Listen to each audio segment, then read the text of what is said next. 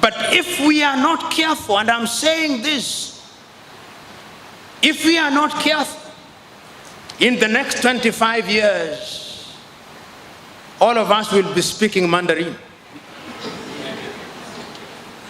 If we are not careful. If we are not careful. Because the Chinese here are not here for charity. The Chinese are here to do business. And in the world of business, it is a cruel world where throats are literally cut. I'm reading a small book written by a young Chinese girl called Irene Yuan-sun, The Next Factory of the World. And the young Chinese girl is saying exactly what I'm saying. He says that Africa can benefit from China. Africa can be the next factory of the world. But it's not just going to happen. Something must be done about it, which is what brings me to the last segment of my conversation, Africa Agenda 2063.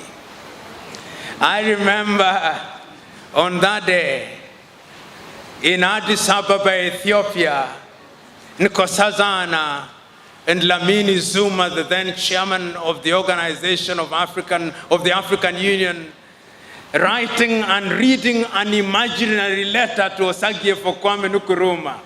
I will not remember the words exactly, but I'll remember it in substance. And in substance, he was saying, by the year 2063, we Africans, having recognized that we may have lost the last 50 years of our independence, will not lose the next 50 years of our independence. I'm adding a few things in order to make it relevant. But she was saying, in effect, the Osagyefo, in the year 2063, Africa will be different. There'll be an electric rail running from Addis Ababa in Ethiopia to Dakar in Senegal. In the year 2063, Africa will be feeding herself, and the bread basket of Africa will be Zimbabwe in Southern Africa and the Democratic Republic of Congo. Africa will be making her own furniture, and we will do so in a sustainable manner, with the equatorial forests of Congo being the source of our products. I will remember in those years to come, what you now see as the Sahara Desert will have been greened. Africa will be covered in forests. The Democratic Republic of Congo will become the equivalent of the Silicon Valley. There will be rare earth. Africa will use phones made by Africans. Africa will refine their own oil. Africa will use our own copper. Africa will have excess electricity. Africa will have the Inga Dam in the Democratic Republic of Congo. Africa will have built the Grand Renaissance Dam.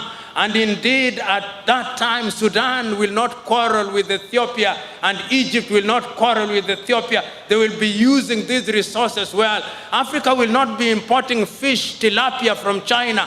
The fish will be produced in Lake Victoria, Lake Tanganyika, Lake Tana, and all these other places. That was the reason of Africa Agenda 2063. It was a dream. But is it not true that we must all dream? We must dream. The only thing that we must do once we have dreamt, we must wake up. The problem is sometimes we dream and we don't wake up. We must wake up and now begin to implement. Do I think that Africa woke up? I think Africa woke up. And that is how I understand the Africa Continental Free Trade Area. The Africa Continental Free Trade Area is a demonstration that beyond dreaming in a very amorphous manner, we now want to give form and character to our dream by operationalization, so that we begin to bring down the tariff and non-tariff barriers, so that we are able to ensure that Africa will do things that will make Africa great. Intra-African trade will be 80%. And that is why it gladdens my heart that Accra, Ghana was chosen to be the secretariat of the ACTF. I look forward to the day when the protocols are now being made, that we shall begin to take advantage of innovation.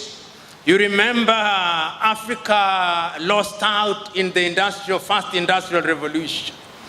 Africa lost out in the second industrial revolution. Africa has started gaining a little from the third industrial revolution. We are now in the fourth industrial revolution, where we are talking about artificial intelligence, we are talking about robotics, we are talking about the Internet of Things.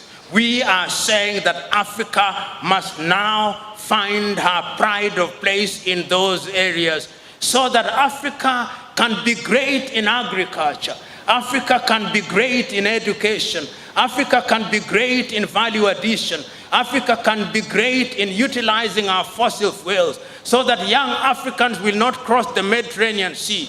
When I look at Africa, I think that she can be made to work.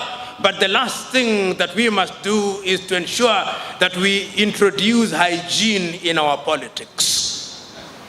Because it all begins and ends with leadership. History has demonstrated, not once, not twice, but times without number, that when you have men and women who are good leaders and they know what they want, they can catapult their countries within a short time into the higher orbits of development. We must now begin to ask ourselves, how do we govern ourselves? How do we create a political environment where all these things can happen? I'm suggesting to us, without being arrogant, I'm speaking hopefully with the humility that will not sharpen the anger of leaders in this forum, but will open their eyes. When you are in a position of honor and privilege, remember that your duty is to serve.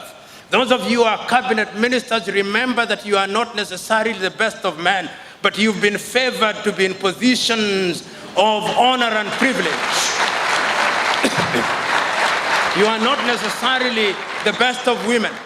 Because you have been honored and privileged, serve in humility. And the problem in Africa is that many African leaders suffer from what I call the Jehovah complex. The Jehovah complex is a belief by those in leadership that they have the monopoly of wisdom and they have the monopoly of knowledge. That is not the route. Africa will be great when her leaders begin to know that they have a duty to serve, so that the future generation will be able to make Africa great again. Africa can be great. Africa will be great. Africa will be great in agriculture. Africa will be great in our industries. Africa will be great in our education. Africa will be great in all other things. But the last thing that Africans must do is to decolonize our minds. We must liberate ourselves from this misguided view that we cannot achieve. We can achieve, we have achieved, and going forward, working together, we will achieve. God bless.